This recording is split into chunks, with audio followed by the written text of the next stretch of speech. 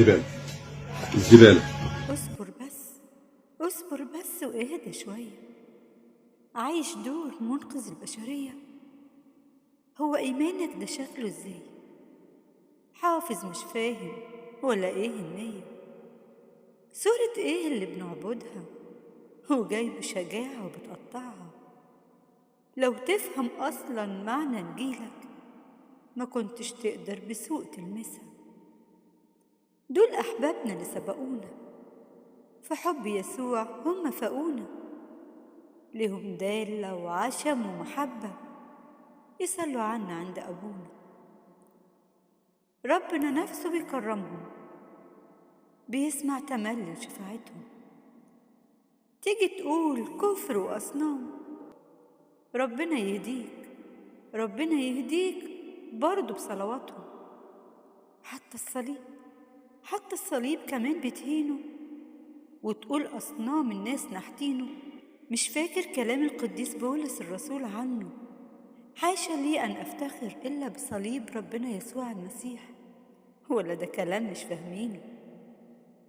الصليب عند الهالكين جهالة، أما عندنا نحن المخلصين فهي قوة الله.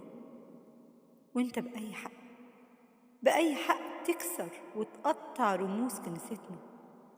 ربنا يرحمك.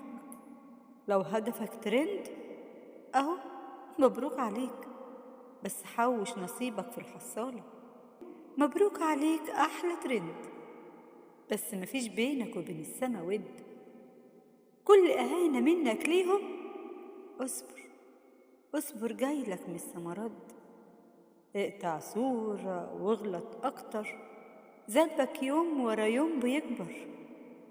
ناس أرضى الله بحياتهم، وانت بقى ازاي بتفكر؟ نهاية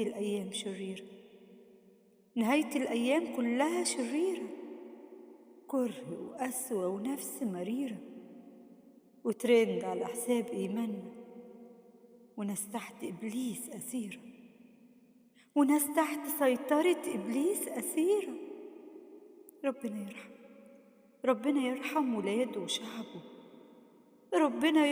ولاده وشعبه.